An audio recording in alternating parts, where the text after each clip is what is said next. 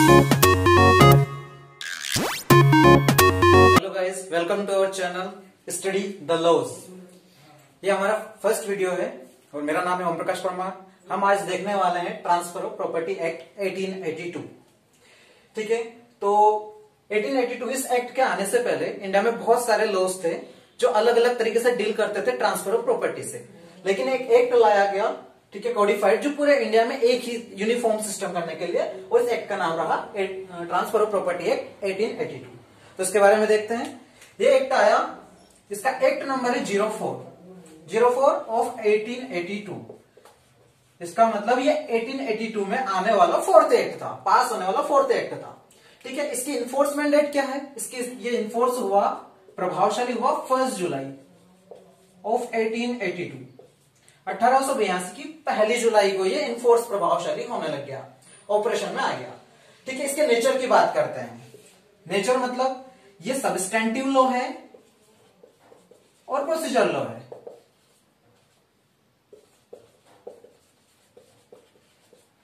Substantive law मतलब ऐसे law जो आपके राइट्स या लायबिलिटीज क्रिएट करें।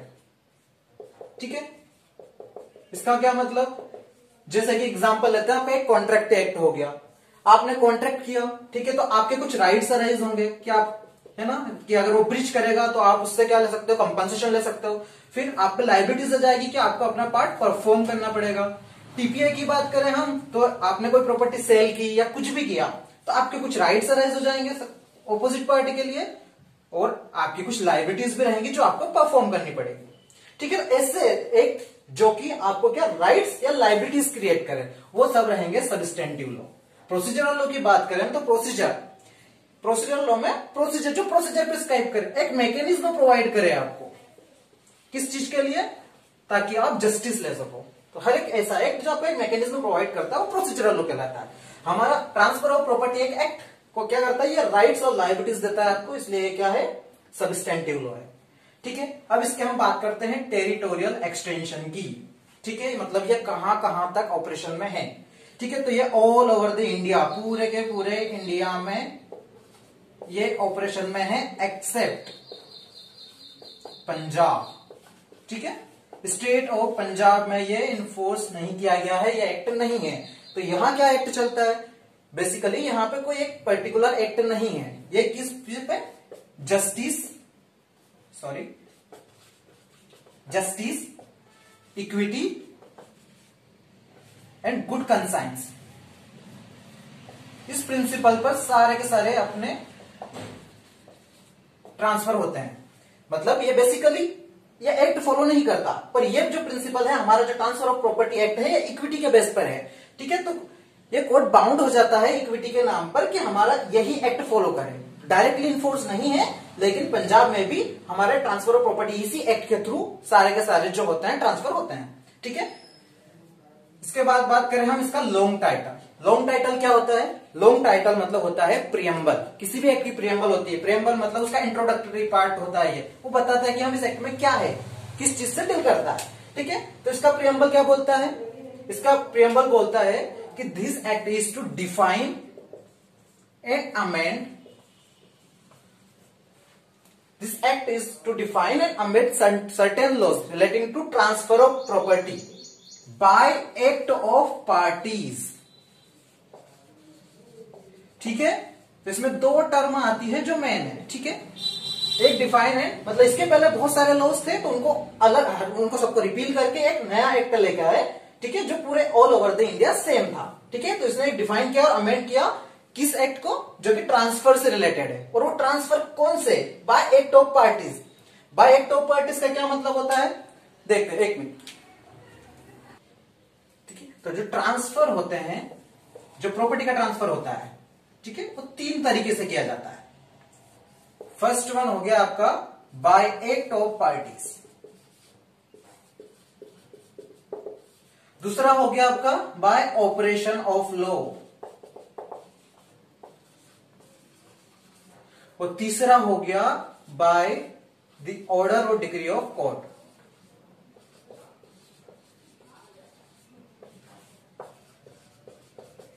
तीनों को देखते हैं। बाय एक्ट ऑफ पार्टीज जहां पर दो पार्टियां ट्रांसफर करती है, एक ट्रांसफरर होता है और दूसरी पार्टी ट्रांसफरी होती है, दोनों विलिंगली, ठीक है, प्रॉपर्टी को ट्रांसफर करते हैं, तो वो होता है बाय एक्ट ऑफ पार्टीज के through transfer. Bye operation of law, जैसे कि आपको देखते हैं विल में क्या होता है, आपने कोई विल बना दी, ठीक है, जैसे ए है उसने एक विल अपनी बना दी है कि उसकी प्रॉपर्टी उसकी डेथ के बाद बी को डिसॉल्व हो जाएगी, ठीक है, तो जैसे ही ए की डेथ होती है तो ये प्रॉपर्टी अपने आप बी के पास डिसॉल्व हो जाएगी, इसको कोई शूट लगाने की जरूरत नहीं। ये किस कारण हो रहा है, बाय ऑपरेशन ऑफ लॉ, ठीक है, तो ऐसे जो ट्रांसफर होते हैं वो होते हैं bye operation of law. And the third one by order और डिक्री ऑफ कोर्ट, मतलब आपने कोई शूट लगाई है किसी प्रॉपर्टी को लेकर और फिर कोर्ट उस शूट में ऑर्डर देता है या डिक्री देता है कि ये प्रॉपर्टी इस पार्टी से दूसरी पार्टी को ट्रांसफर की जाए। तो ऐसी जो प्रॉपर्टीज होते जो ट्रांसफर होते हैं वो होते हैं ट्रांसफर बाय डिक्री और ऑर्डर ऑफ द कोर्ट। तो हमारा जो ये ट्रांसफर ऑफ प्रॉपर्टी एक्ट 1882 है वो सिर्फ और सिर्फ इस तरीके से जो बाय एक्ट ऑफ पार्टीज के द्वारा जो ट्रांसफर होते हैं सिर्फ उसी से डील करता है। बाकी आगे बढ़ते हैं तो पैरा नंबर 3 और 4 ऑफ सेक्शन 1, ठीक है, ये कुछ सेक्शन से डील करता है। सेक्शन 54 का para number 2 and 3, section number 59, 107 and 123, ये जो सारे के सारे सेक्शन हैं ये किस चीज से डील करता है, ये कि जो प्रॉपर्टी है उसका रजिस्ट्रेशन होगा वो किस तरह से ट्रांसफर होगी, उसका मोड क्या रहेगा ट्रांसफर होने का, ठीक है, तो अगर वो रजिस्ट्रेशन के थ्रू अगर ट्रांसफर होती है, ठीक है, तो ये जब सेक्शन आता है तो इसमें स्टेट गवर्नमेंट के पास पावर है कि वो किसी भी पर्टिकुलर एरिया में या तो पूरे स्टेट में या किसी भी एक पर्टिकुलर एरिया में ये जो सेक्शंस हैं इनका इन्फोर्समेंट वो क्या कर सकती है, रोक सकती है, एग्जेम्पशन दे सकती है इन सेक्शन के इन्फोर्समेंट से, ठीक है। लेकिन अगर ऐसे एरियाज जहां पर रजिस्ट्रेशन एक्ट 1908 इन्फोर्स नहीं है, ठीक है, इसके प्रोविजंस जिन एरिया में इंडिया में जहां भी कोई भी स्टेट हो जहां भी रजिस्ट्रेशन एक्ट 1908 इन्फोर्स नहीं है वहां पर मैंडेटरी है कि ये जो प्रोविजंस हैं वो उस एरिया में अप्लाई नहीं होंगे, ठीक है। तो ये सेक्शन 3rd और 4th है जो स्टेट गवर्नमेंट को कुछ लिबर्टी देता है और एक जगह पे जहां पर ये रजिस्ट्रेशन एक्ट 1908 है वहां पर ये मैंडेटरी बना देता है कि ऐसे एरियाज में ये जो कुछ सेक्शंस हैं जो कि क्या करते हैं, ये सिर्फ रजिस्ट्रेशन से डील करते हैं, ठीक है, तो ये अप्लाई नहीं होंगे। आगे बढ़ते हैं सेक्शन नंबर 2 पर जो डील करता है रिपीलिंग एंड सेविंग प्रोविजंस, ठीक है। तो ये एक्ट जब आया 1882 हमारा ट्रांसफर प्रॉपर्टी एक्ट 1882, ठीक है, तो इसके पहले के जितने भी एक्ट हैं जो कि फर्स्ट शेड्यूल में मेंशन किए हैं उन्होंने, तो जितने भी एक्ट फर्स्ट शेड्यूल टीपीए का मेंशन किए वो सारे के सारे उस एक्सटेंशन तक, उस लिमिट तक जो इसमें दे रखी है वहां तक क्या हो जाएंगे, रिपील हो जाएंगे, ठीक है, सीधी सी बात थी। फिर आता है उनके एक्सेप्ट की, मतलब कुछ जो चीजें हैं इनको इसमें क्या एक्सेप्ट किया है, जैसे कि ऐसे एक्ट जो कि एक्सप्रेसली रिपील्ड नहीं किए गए, मतलब जो फर्स्ट शेड्यूल में अगर टीपीए के उनको रिपील नहीं किया गया एक्सप्रेसली तो यहां पर रिपील्ड नहीं माने जाएंगे। सेकंड एक्सेप्शन क्या है इसका, वो है कि ऐसे कोई कॉन्ट्रैक्ट, कॉन्स्टिट्यूशन या प्रॉपर्टी, ठीक है, जो कि कंसिस्टेंट है इस एक्ट की टर्म से, ठीक है, मतलब इस एक्ट के टर्म्स और इनके जो टर्म्स है कॉन्ट्रैक्ट, कॉन्स्टिट्यूशन और प्रॉपर्टी के दोनों क्या है, कंसिस्टेंट है, ठीक है, ये कॉन्ट्रास्ट नहीं करते एक दूसरे के, ठीक है, तो ऐसे जो है इनको भी वो मिला हुआ है, एक्सेप्शन है ये भी, ठीक है। थर्ड आते हैं हम रिट्रोस्पेक्टिव इफेक्ट, मतलब हर एक ऐसा कॉन्ट्रैक्ट या ट्रांसफर जो कि इस एक्ट के आने से पहले हो चुके थे, बन चुके थे, ट्रांसफर हो चुके थे, ठीक है, तो उन पर भी इसका कोई इफेक्ट नहीं पड़ेगा। फिर आता है 4th D point, transfer by operation of law और डिक्री और ऑर्डर ऑफ कोर्ट। ऐसा कोई ट्रांसफर जो कि ऑपरेशन ऑफ लॉ के थ्रू हुआ है, जैसे हम पढ़ चुके हैं विल, या फिर डिक्री और ऑर्डर ऑफ कोर्ट के थ्रू हुआ है, तो हर एक ऐसा ट्रांसफर भी रिपील नहीं होगा, ठीक है, ये भी एक एक्सेप्शन है सेक्शन 2 का। एंड द लास्ट वन ये है मोहम्मदन लॉ, ठीक है, तो जो इसका सेकंड चैप्टर है जो डील करता है ट्रांसफर से, ठीक है, तो मोहम्मदन लॉ में के जितने भी प्रिंसिपल है ये सुपरसीड करेंगे सेकंड चैप्टर के जो भी प्रोविजंस हैं उन पर। इसका मतलब मोहम्मदन लॉ ये है ना, जो सेकंड चैप्टर हमारा जो दे रखा है सेक्शन 5 से लेकर 53A तक, ठीक है, तो इसके जो प्रोविजंस हैं ये मोहम्मदन लॉ पर अप्लाई नहीं होंगे। जैसे कि मैं एक एग्जांपल दे देता हूं आपको। सेक्शन 14 हमारा क्या बोलता है, इस एक्ट का हम पढ़ेंगे इसको। ये बोलता है कि कोई भी जो ट्रांसफर ऑफ परपेचुइटी मतलब शाश्वत काल के लिए नहीं किया जा सकता। लेकिन मोहम्मदन लॉ में ये प्रोविजन इसका जस्ट ऑपोजिट है, ये ऐसा मनाही नहीं करता, ये प्रोहिबिट नहीं करता। मोहम्मदन लॉ में है कि आप कोई सा भी जो ट्रांसफर है वो परपेचुइटी या शाश्वत काल के लिए कर सकते हो। तो यहाँ पे दोनों एक दूसरे के कॉन्ट्रास्ट है, ठीक है। तो ऐसे में क्या मोहम्मदन लॉ क्या होगा, सुपरसीड करेगा हमारे सेकंड चैप्टर के सारे प्रोविजंस को, ठीक है। तो रिपील कौन सा होंगे, जो फर्स्ट शेड्यूल में दे रखे हैं। 4 एक्सेप्शन है, सॉरी 5 एक्सेप्शन है इसके। पहला हो गया जो एक्सप्रेसली रिपील नहीं किया है फर्स्ट शेड्यूल के थ्रू। दूसरा कंसिस्टेंट है जिनकी टर्म्स जिस भी कॉन्ट्रैक्ट की। थर्ड हो गया कि इसका कोई रिट्रोस्पेक्टिव इफेक्ट नहीं है, अगर कोई कॉन्ट्रैक्ट पहले ही बन चुका है इस एक्ट के इन्फोर्स होने से पहले ट्रांसफर ऑफ प्रॉपर्टी के, तो उस पर भी कोई इफेक्ट नहीं पड़ेगा।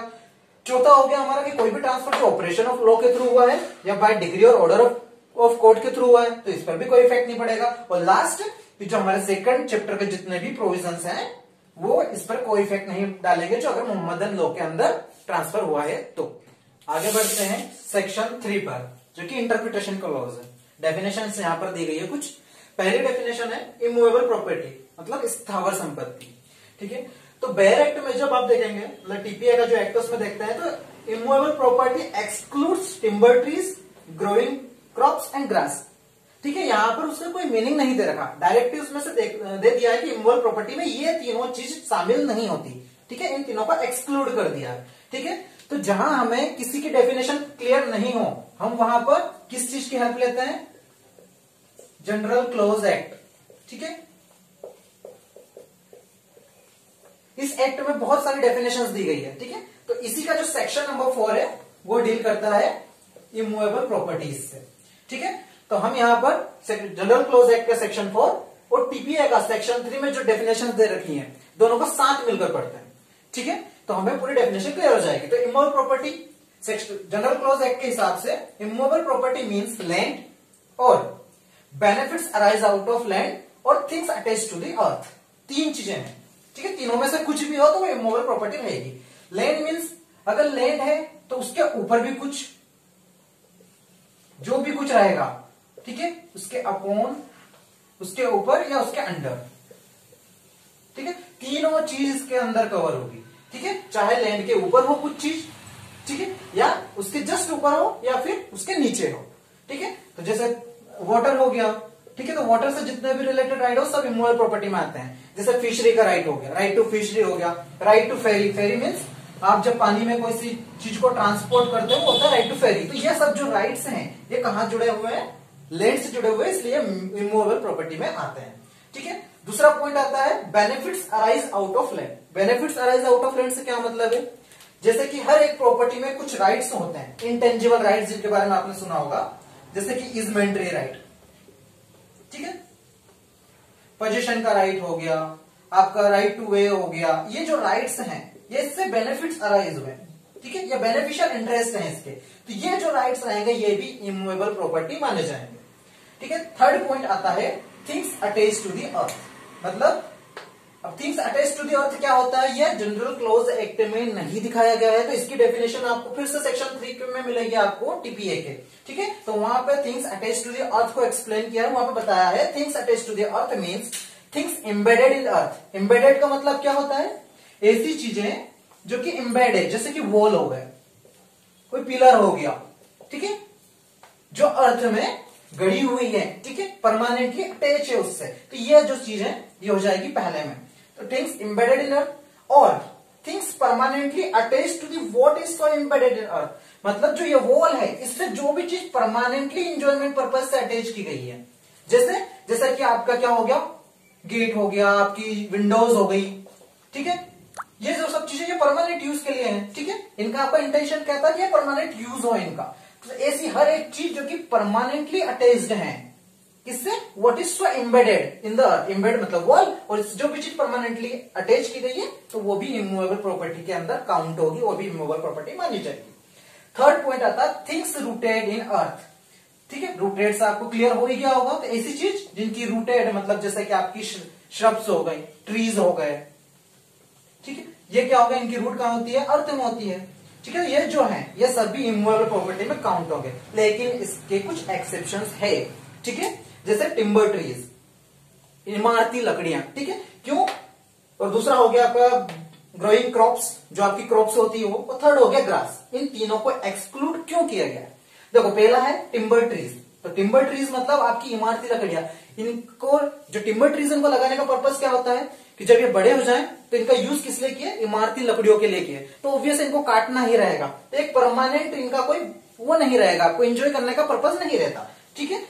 दूसरा हो गया ग्रोइंग क्रॉप्स, ये क्या हो, इनकी एक पर्टिकुलर पीरियड तक ही एक एज होती है, 3 महीने 6 मंथ, ठीक है, तो इसलिए ये भी इमूवेबल प्रॉपर्टी में काउंट नहीं होगी। और थर्ड होती है ग्रास, ठीक है, ये भी एक बहुत पर्टिकुलर बहुत छोटे से टाइम के लिए होती है, तो ये तीनों एक्सक्लूजन है। इनके अलावा हर एक ऐसा ट्री या श्रब जो कि परमानेंट एंजॉयमेंट के लिए आप लगाओगे वो सब इमूवेबल प्रॉपर्टी में काउंट होंगे। जैसे कि मैंगो ट्री हो गया, ठीक है, मैंगो ट्री का आपका कभी पर्पस क्या होता है कि इसके जो फ्रूट्स हैं वो उसके लाइफ टाइम आपको मिले, जब तक वो पेड़ रहेगा तब तक, कभी भी आप इसको काट के इमारती लकड़ी वगैरह किसी भी पर्पज से यूज नहीं करोगे।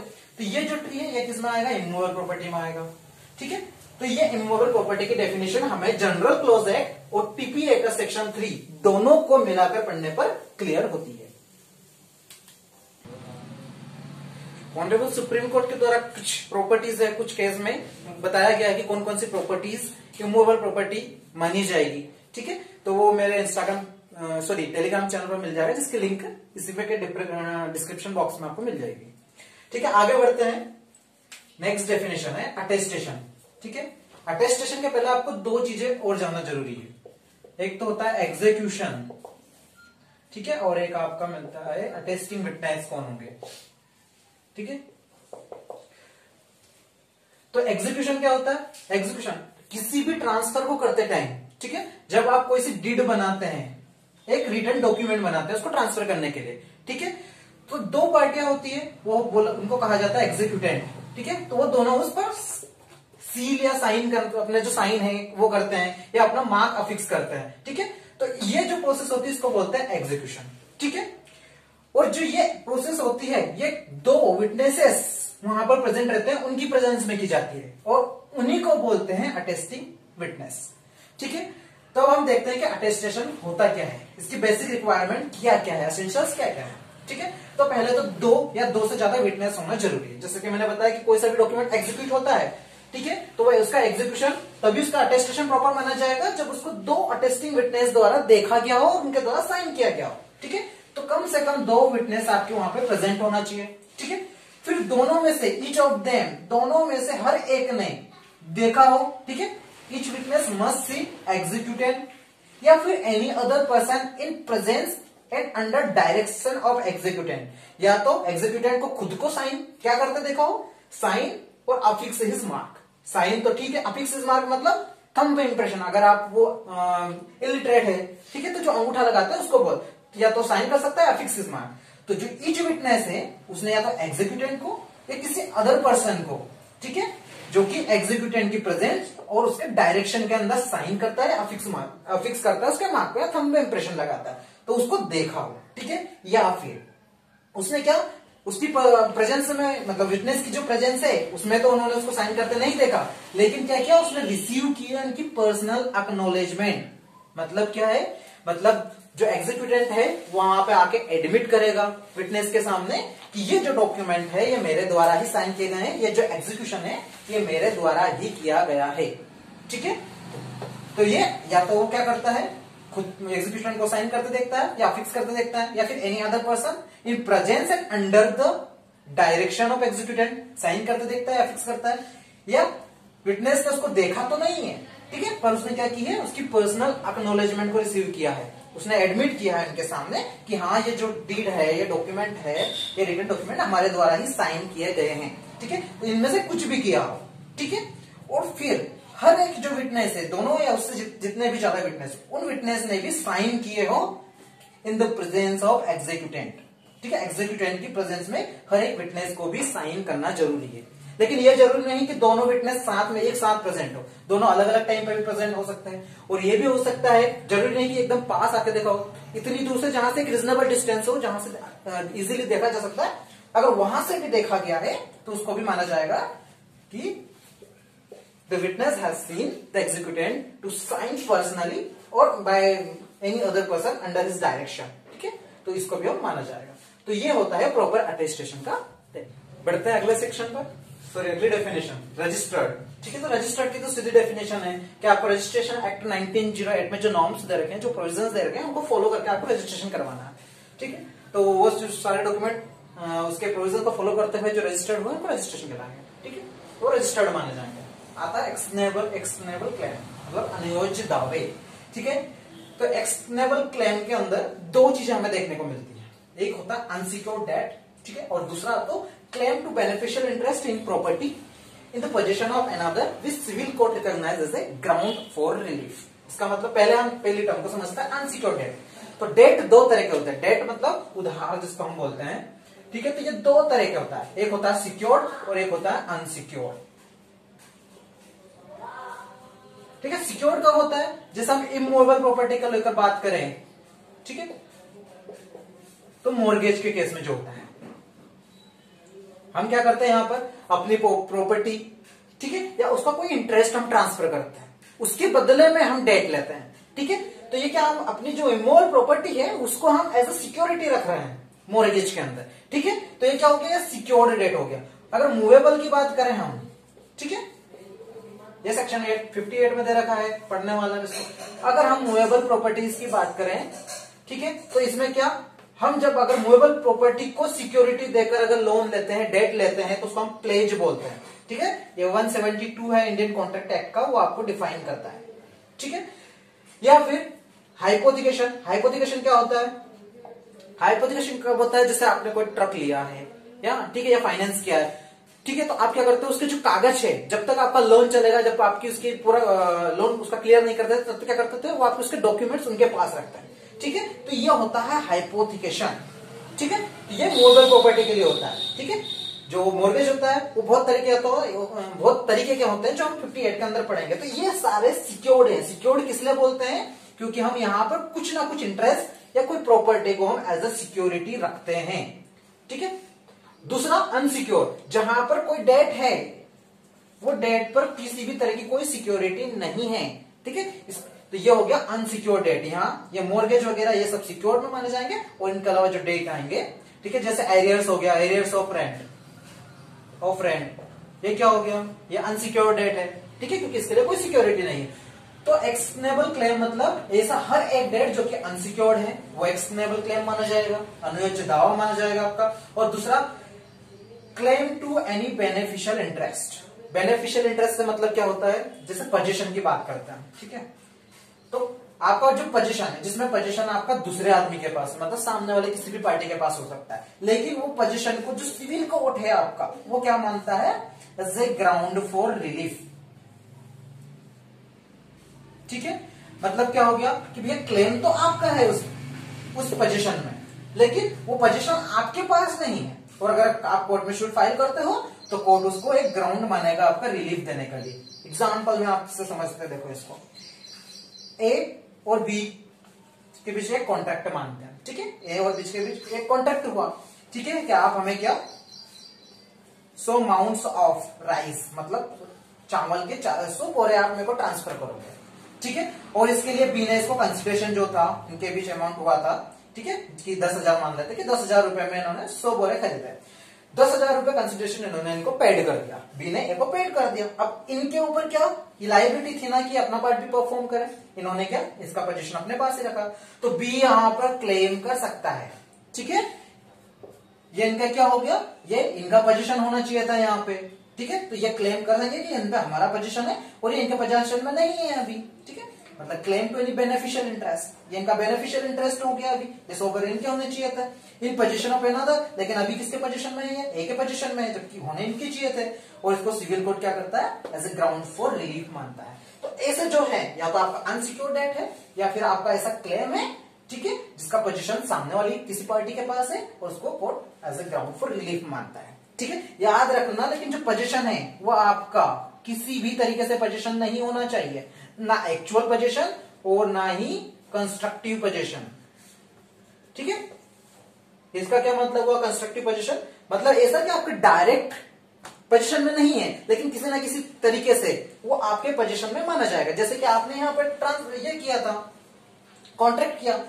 सेम एग्जांपल को लेते हैं, ऐसे बी ने यही किया था कि सो बोले आप हमें चावल के भेजिए, हम 10,000 रुपए खरीदने को तैयार है। इन्होंने कंसिडरेशन भी पे कर दिया, ठीक है, लेकिन इन्होंने क्या बोला था कि भैया जो आप है ये हमारे गोडाउन में रख देना, जो कि ये सी के उसमें आता है, ठीक है, आप हमारे वेयर हाउस से गोडाउन में आप इसको भिजवा देना। इन्होंने क्या किया, ए ने भैया सी के पास भिजवा दिया, ठीक है। अब ये सूट फाइल नहीं कर सकते, क्लेम नहीं कर सकते कि आप हमारा ये नहीं माना जाएगा, एक्शनेबल क्लेम नहीं माना जाएगा। क्यों? क्योंकि इनके डायरेक्ट पोजीशन में नहीं है, तो क्या हुआ, ये इनके कंस्ट्रक्टिव पोजीशन में आ चुका है, ठीक है।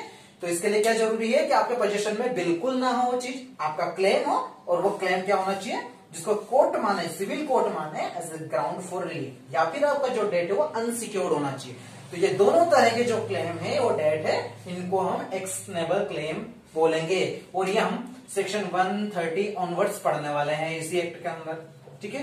तो इसको हम और अच्छे से समझ लेंगे जब हम इस प्रोविजन को यहाँ पर, जो एक्शनेबल क्लेम है वो एग्जिस्टेंट भी हो सकता है, मतलब जिस टाइम पे आप शूट फाइल कर रहे हो उस टाइम पे ही ये ऑलरेडी एग्जिस्ट करता है क्लेम। एक्रूइंग मतलब क्या होता है कि ये अभी नहीं करता, लेकिन फ्यूचर में ये क्या होने वाला है, एक्रू होने वाला है, जैसे सैलरी के केसेस में होता है, ठीक है। ये सैलरी भी हमारी क्या होती है, एक्शनेबल क्लेम होती है। तो एक पर्टिकुलर पीरियड ऑफ टाइम पर ही ये इनका एक्शनेबल क्लेम आता है, तो ये एक्रूइंग डेट हो गया, एक्शनेबल क्लेम हो गया। तीसरा कंडीशनल है कंटिंजेंट, मतलब ये किसी कंडीशन के या किसी इवेंट के होने या ना होने पर निर्भर करे, ठीक है। तो ये डिपेंड करता है किसी भी चीज के होने या ना होने पर, या किसी कंडीशन के परफॉर्म होने या ना होने पर, ठीक है, तब वो एक्शनेबल क्लेम अराइज होता है। तो ये किसी भी तरीके का हो सकता है, एग्जिस्टेंट भी हो सकता है एक्शनेबल क्लेम आपका, एक्रूइंग भी हो सकता है, कंडीशनल भी हो सकता है, या कंटिंजेंट भी हो सकता है, ठीक है।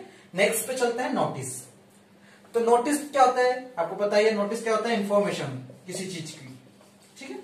इसका मतलब देखें तो, ठीक है, तो नोटिस एक्चुअल हो सकता है, कंस्ट्रक्टिव हो सकता है। एक्चुअल कब होगा, जब आप जानते हो, when you knows the facts,